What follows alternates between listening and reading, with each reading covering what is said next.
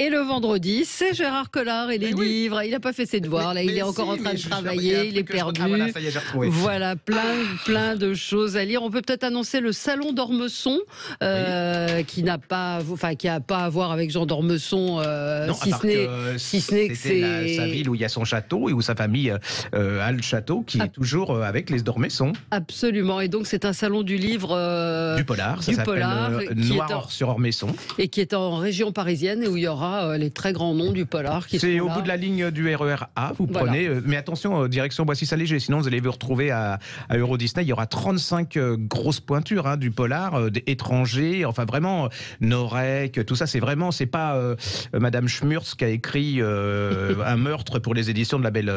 Non, pas du tout. C'est du gros calibre. C'est du lourd. 27-28 novembre. Il y a plein de choses que je suis très mécontent. Ah bon, allez-y. Il est arrivé très énervé ce matin, Gérard. Oui, non, mais il y a un truc aussi. Il y a un moment, faut arrêter là.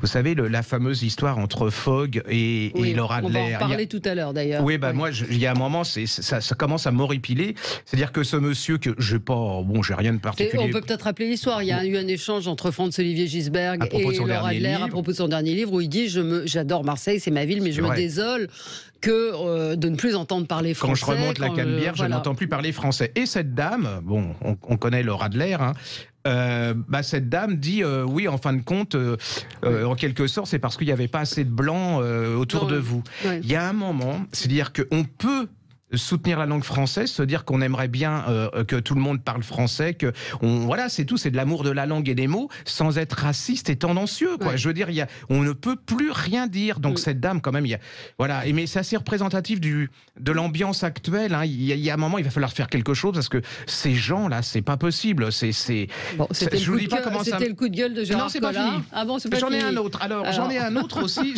J'ai pas. Non, mais ils font tout. Alors, il vient de paraître. Je m'en étais pas aperçu, franchement. J'ai une ou deux personnes, même plus de 2 personnes, qui reviennent en me disant j'ai acheté un livre qui s'appelle Les enquêtes de Nicolas Le Floch. Vous savez, et ça s'appelle Le cadavre du Palais Royal. Je dis, alors là, vous avez en gros. Vous allez voir, vous verrez sur le podcast, on va vous le mettre. Vous avez en gros les enquêtes de Nicolas Le Floch. En plus, vous avez en gros le cadavre du Palais Royal. Et encore en gros, Nicolas Le Floch est de retour. Et les gens, ils ont pensé comme moi, c'est-à-dire que c'est un inédit de Parot, puisqu'il est mort. Pas du tout. C'est écrit en tout petit. Enfin, on ne voit pas beaucoup, Laurent Geoffrin. C'est-à-dire que c'est pas du tout Parot qui a écrit le nouveau Le Floch, c'est Laurent Geoffrin. Alors, il y a un moment, je dis pas que c'est de l'arnaque, mais c'est quand même relativement tendancieux la présence. Faut arrêter de nous prendre pour des cakes, quoi. Parce que c'est vrai que quand les gens ils choisissent, ils ont pas forcément. Quand vous voyez un auteur écrit en petit, vous voyez Parot, machin, vous aimez bien, voilà. Je pense même que mes collaborateurs se sont fait avoir aussi sur le coup. Donc je trouve quand même que c'est assez limite. En plus, je vais être gentil, c'est pas mauvais. Il y a rien de. Non, mais je pense que s'il avait. Alors je pense que s'il avait écrit le même livre sous son nom, le succès n'aurait pas été le même. C'est-à-dire que je trouve qu'il faut être honnête. Il mettait la même chose, mais avec un pastiche Laurent Geoffrin ou je sais pas quoi. Mais là, non. Je trouve que ça va. Il y a tromperie sur la marchandise, donc attention. C'est bizarre, quoi. Bon. Qu'est-ce qu'on lit cette semaine alors j'ai adoré, c'est un vieux livre. Je veux dire, pour Le Monde des Litions, c'est un livre ancien, c'est-à-dire qu'il a dû paraître il y a 2 mois. Donc, oui, mais vous savez, le monde de l'édition n'a pas la même vitesse, la notion de la modernité, que nous. Alors, l'auteur s'appelle Nadège Laméric Dagen, ça s'appelle L'Étoile brisée chez Gallimard. Et alors, pour Noël, les enfants, vous cherchez une grande saga historique, intelligente, vous allez apprendre des choses. C'est absolument fabuleux. On est en Espagne, 15e siècle, une famille juive, et là, la famille sait qu'il va y avoir un massacre, c'est-à-dire qu'on va poursuivre les Juifs. Donc les parents décident, ils ont deux fils, et ils leur disent, écoutez, il faut absolument que vous partiez, parce que là, vous allez... Alors par contre, il va falloir changer de nom, de prénom, tout, pour pas qu'on vous prenne pour des juifs. Vous allez tout oublier, sauf ils vont lui donner, vous verrez dans l'histoire, quelque chose qui fera qu'ils ne pourront pas oublier qu'ils sont juifs, mais par contre vous séparer. C'est-à-dire qu'ils vont chacun partir de leur côté et avoir un destin complètement différent. Alors, il y en a un qui va devenir un des plus grands cartographes de son époque, de Vespucci, vous savez, celui qui a été... Vespucci, voilà, qui a découvert l'Amérique, et l'autre, il va devenir médecin de Luther. Et à travers, alors il y a un parcours, vous allez aller en Afrique, en Amérique, c'est absolument incroyable, c'est super bien écrit, et à travers ces deux destins, vous allez découvrir cette page. C'est une époque qui allait changer complètement la physionomie du monde, le destin des sociétés occidentales. Là, je vous la fais. Voilà, je vous la fais. Voilà, c'est pas du tout ça. Non, c'est surtout une énorme saga. Une fois que vous rentrez dedans, c'est plein de rebondissements, de surprises. Elle vous fait complètement découvrir cette époque. C'est génial. Alors, si votre libraire vous dit c'est pas neuf, enfin c'est pas nouveau, vous vous en foutez, vous lui dites qu'il faut qu'il le commande parce que c'est pour moi une des plus belles sagas. Je ne comprends pas que je sois passé à côté. Et c'est voilà. Alors redites le. Ça s'appelle L'Étoile brisée de Nadège Laméry Dagen. C'est chez Gallimard. La couverture est superbe. Et vous savez, je vais vous dire comment je l'ai découvert. Je me le suis pris sur le pied. Non mais vous rigolez. je faisais des retours. Enfin, ce qu'on appelle des retours, c'est-à-dire qu'on retourne chez l'éditeur des livres anciens qui ne se sont pas vendus. Et là, je ne sais pas pourquoi, ce livre était en haut, je me fais une mauvaise manipulation, je me suis pris sur la tête, j'ai regardé la couverture, j'ai regardé le résumé derrière, et je me suis embringué là-dedans, et je ne l'ai pas lâché. Donc là, c'est pour les gens qui aiment l'aventure, l'histoire, l'amour, tout. Il y a tout dedans, et surtout un livre très, très bien écrit. Donc, oubliez pas ce livre, ça s'appelle vraiment L'Étoile brisée chez Gallimard, et vous allez passer un moment, et puis pour les cadeaux de Noël, c'est parfait pour... voilà. On fait notre petit rappel. N'attendez pas pour acheter vos livres de Noël parce qu'il y a pénurie de papier et donc vous risquez, certains livres risquent d'être en rupture de stock. Un livre qui ne vous concerne pas et qui ne me concerne pas, mais on peut penser aux autres. Mais j'ai trouvé que c'était plutôt malin. Le guide zéro tabou de la grossesse chez First. Je vous le dis, mais j'ai trouvé. Elle s'appelle Élodie Arnoux. Elle est humoriste, elle est maman et elle a eu envie de raconter la vérité. Alors ça parle d'hémorroïdes, de flatulences. C'est pas que la grossesse. Non, mais c'est pas que la grossesse. Mais ce que je veux dire, c'est que la grossesse, c'est toujours, on parle toujours du côté extrêmement joli, bienveillant. Bah oui, maintenant il y a des choses dont on vous parle pas. Et là, elle raconte un peu tout dans ce livre. Donc allez-y, si vous êtes enceinte, si vous avez une copine enceinte, une fille, on a le droit de dire fille enceinte ou. Maintenant faites attention. Une personne en situation de porter un enfant. Le guide zéro tabou de la grossesse, c'est chez First et c'est vraiment bien foutu. C'est sous forme enfin pas de BD, mais de dessin. C'est très bien expliqué. Alors, je ne sais pas si je vous l'avais dit la semaine dernière, mais tout fout le camp. Mais alors vraiment tout fout le camp. Vous connaissez le prix de Flore. Oui. Le prix de Flore qui est généralement le livre qui est décerné au pire livre. Ne se trompe jamais. Voilà, c'est le pire livre de l'année. Là, on s'est fait des amis. Et là, sur quoi je tombe? Qui a eu le prix de Flore cette année? Le Voyant des Tempes de Abel Quentin chez l'Observateur, le livre qu'on avait adoré, que j'adore, dont on avait fait la pub la semaine dernière. Je me suis moquée de vous parce que tous les ans vous allumez le prix de Flore. Je me dis tiens, une fois n'est pas coutume. Donc ça c'est aussi c'est un livre hyper bien fait, très, très bon écrivain qui est un raconteur d'histoire surdoué et qui nous raconte, qui est une sorte de critique mais sans jugement, c'est-à-dire qu'il vous donne les éléments sur le wokisme, sur le communautarisme, sur cette espèce de snobisme qui envahit à la Laura Adler tous les médias, vous savez, bien pensants. C'est absolument génial parce que vous allez passer un bon moment, puis ça vous fait poser des questions quand même. J'adore ce genre de livre qui vous interroge plutôt qui vous donne des réponses. Des réponses. Alors, qu'est-ce qu'on lit encore? Alors, il y a un autre livre que j'adore aussi. En plus, elle est très jolie. Quel enthousiasme. Elle est très jolie. Je dis exprès pour ceux qui disent que on ne le dit pas des femmes parce que c'est du sexisme, mais bon, il y a bien des femmes qui disent que l'écrivain est assez beau et que voilà. Donc il n'y a pas de raison. C'est un livre très genré, comme dirait l'autre. Non, alors elle s'appelle Alexandra de Broca. J'adore cette femme. Cette histoire est incroyable. C'est le rhinocéros de Versailles. C'est chez Grasset. Mais alors, c'est l'histoire d'une jeune femme, d'une petite fille. Ça commence avant la Révolution. Elle tient avec sa mère la ménagerie de Versailles. Je savais même pas qu'il y avait une ménagerie à Versailles. Pour amuser le roi. Le roi. Donc, alors la ménagerie sous Louis XVI, on est sous Louis XVI. Elle tombe un peu elle est un peu décatie. aussi, hein, c'est-à-dire que les pauvres animaux là-dedans, il y a une histoire absolument extraordinaire avec ce rhinocéros qui tue son père à elle, et elle découvre pourquoi cet animal qui était si gentil tue son père, et elle va défendre envers et contre tout. Alors en même temps, il y a la famille royale qui va venir. C'est-à-dire que c'est ça, c'est en creux. On est dans cet univers de la cour de Versailles, et donc qui est très très bien décrit.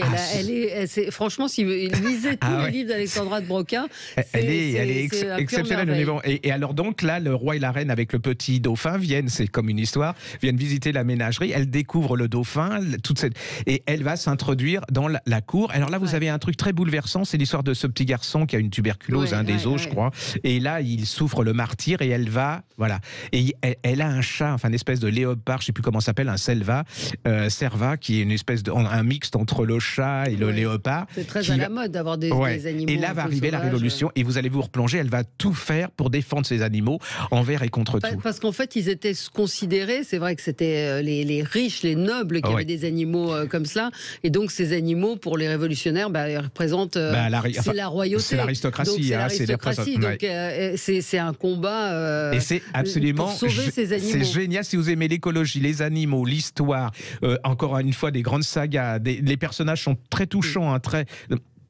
Oui, je trouve que la réussite est totale. C'est à la fois l'histoire, la grande histoire, et puis le petit bout de la lorgnette. Et c'est vraiment... Puis en plus, c'est un événement qu'on ne connaissait pas. Enfin, moi, je ne connaissais pas du tout cette chose. Ça s'appelle Un rhinocéros à Versailles. C'est chez Robert Laffont, Gérard. Ah, c'est pas... oui. Non, c'est chez Robert Laffont et Alexandra de Broca. Donc, vous raconte cette histoire qui va vraiment vous divertir, vous enrichir, parce que vous apprendrez plein de choses sur ce qu'était la cour et sur ces animaux. Et la couverture est belle. Absolument. Et puis, elle est sobre elle est vraiment. Et puis elle écrit très très bien. Alors, on a une auditrice qui nous demande, qui nous dit, j'arrive plus à me souvenir du livre sur la cuisine italienne. Ça s'appelait L'écume des pâtes, à la recherche de la vraie cuisine italienne. C'était un livre qu'on avait effectivement beaucoup aimé. Et beaucoup défendu. Tommaso Melilli s'appelle, c'est chez Stock, une sorte de pérégrination de ce jeune Italien qui était venu en France faire des études et qui se rend compte qu'un jour, il ne connaît pas la cuisine italienne. Donc vous allez découvrir plein de recettes. Et c'est bien que nos auditeurs nous demandent et se souviennent de livres dont on a parlé. Absolument. Juste pour faire protester, parce que c'est un des scandales de ces prix, c'est que le fait que Anne Berest, qui a écrit La carte postale chez Grasset, n'ait absolument rien eu, alors que, je veux dire, elle en avait besoin, parce que c'est un livre qui a besoin d'être soutenu, qui est une grande saga sur une famille juive qui va partir de la Russie pour se retrouver à nos jours. Il y a en plus un suspense, c'est-à-dire que c'est une femme de notre époque qui reçoit une carte postale sur laquelle il y a 4 prénoms. La fille veut savoir qui sont ces gens pour sa famille, et c'est une redécouverte de l'histoire de cette famille. Je trouve que c'est un des très très très très bons romans de cette année, et on a préféré donner le prix à... Il se vend le concours ou pas ? Oui, mais c'est pas non plus la folie. Je veux dire, c'est pas. Je pensais que par le thème, pas du tout. Enfin, ça se vend. Non, faut reconnaître. Mais c'est pas le Goncourt de l'année dernière, ou c'est même pas le Goncourt que j'avais beaucoup aimé sur le lycéen, cette femme qui avait parlé en Afrique de l'excision et du mariage forcé, qui était absolument extraordinaire. Ça n'a absolument rien à voir. Happy Pills. Je voulais vous parler de ce livre. Moi, j'ai reçu l'un des auteurs, Arnaud Robert, cette semaine. C'est un livre qui est paru aux éditions de Citre. Moi, j'avais été attirée par le livre en voyant dans un journal les photos, parce que les photos sont absolument magnifiques, de Paolo Wood, où on voyait ce sont des Haïtiens qui vendent les médicaments, et donc ils les organisent. C'est très joli, comme des pyramides sur leur tête, avec des couleurs, etc. Ce sont eux qui font les prescriptions. Et donc, c'est une sorte de tour du monde des médicaments Happy Pills qui sont censés rendre heureux. Et en fait, ils ne rendent pas forcément très heureux. Et le livre, ce que j'ai expliqué à l'auteur que j'ai reçu cette semaine, c'est que je pensais que c'était un livre de photos, et en fait il y a une immense enquête sur toutes ces pilules, et Happy Pills, elles rendent pas forcément que heureux. Par exemple, en Afrique, certains se droguent au tramadol pour pouvoir supporter la douleur quand ils travaillent dans les champs. C'est une enquête remarquable sur les médicaments. C'est un beau livre de photos et passionnant, parce que si j'ouvrais votre armoire à pharmacie, Gérard, j'apprendrais beaucoup de choses sur vous, je pense. J'en ai pas. Vous n'avez pas de médicaments. Ben voilà, ça nous dit quelque chose. Non. Vous n'êtes pas du tout hypocondriaque. Ah si, je suis hypocondriaque, mais je n'ai pas de médicaments, quoi. Allez-y, c'est vraiment, en plus, c'est des livres qui n'ont pas des très gros tirages. Happy Pill, c'est un livre original et avec une enquête sur les médicaments qui est absolument remarquable. J'ai encore un peu de temps. Je salue c'est l'histoire de. Ils ont fait en trilogie dans un seul bouquin le Code 93 de Norek. Ouais. Vous savez, c'est ce qu'il a lancé. Norek, c'est des pointures maintenant du polar français. Et ce que j'aimais dans Norek, dans ce début de cette trilogie, c'est-à-dire que c'était le flic qui parlait de son quotidien. Ouais, de son quotidien, mais qui avait su traduire ça avec beaucoup de talent, avec son style et tout, et qui avait quand même été une découverte. Hein. C'était avant qu'on parle vraiment beaucoup du problème des policiers dans les cités, et il parlait aussi de l'importance que si on supprimait la vente des deals et tout, comment tous ces gens gagnaient de l'argent, comment ils survivaient. Allez-y, c'est un gros pavé. À mon avis, il n'y en aura pas beaucoup d'exemplaires. Voilà, ça s'appelle Trilogie 93, c'est chez Norek. Chez Norek, non. De Norek, pardon. C'est chez. Je ne sais pas. Je crois que c'est Michel Lafon. Oui, c'est ça. C'est quoi magnifique, hein. Là, je vous laisse regarder. Alors surtout, allez sur les podcasts, parce que là, c'est vrai qu'on a du mal. C'est un livre pour enfants, mais quasiment pour adultes. À la recherche du Père Noël, c'est un album magnifique chez Little Urban de Loïc Clément et Anne Montel. Absolument fabuleux. Alors, allez chez votre libraire, vous l'ouvrez, vous ne pourrez pas faire autrement que de l'acheter. C'est un travail graphique magnifique. Et puis l'histoire, il y a une histoire du Père Noël. Effectivement, alors on est dans l'atelier de couture pour la confection des chaussettes à suspendre pour les cadeaux de Noël. Sublime, les enfants. Ah oui, non, c'est vraiment un dessin, c'est joyeux, c'est un vrai livre pour enfants, c'est un bel objet. Puis je trouve que dans cette époque où on rêve pas, c'est un livre qui fait rêver. Ouais. Et pour moi, s'il y a un album à acheter sur le Père Noël pour Noël, allez-y maintenant, parce qu'en plus c'est bien pour annoncer Noël, c'est-à-dire que vous allez le lire un peu chaque jour avec votre enfant avant de se coucher. Il va être absolument passionné, puis vous allez lui piquer, achetez-en deux, un pour vous et un pour votre fille ou votre petit garçon. C'est vraiment génial, c'est sublime. Parce que il y a plein de petits détails. Je trouve qu'ils vous ressemblent un petit peu, les lutins. Oui, mais je sais, mais ne serait-ce que la taille, je veux dire, il n'y a pas de problème, c'est pas grave. Fait tomber, voilà. Oui, voilà. Il y a qui s'en va. Voilà, j'ai fait tomber. Bon, c'est pas pratique. Il faut se mettre dans un canapé pour lire ce chouette bouquin. Donc, ça s'appelle À la recherche du Père Noël, Loïc Clément, Anne Montel, et c'est chez Little Urban. Voilà, merci Gérard. Et puis voilà, on est la semaine prochaine. La semaine prochaine avec d'autres livres. Moi, j'en ai 2-3 en cours qui sont pas mal du tout. Moi aussi. Tout de suite pour commenter l'actualité. Sud Radio. Parlons vrai. Sud Radio.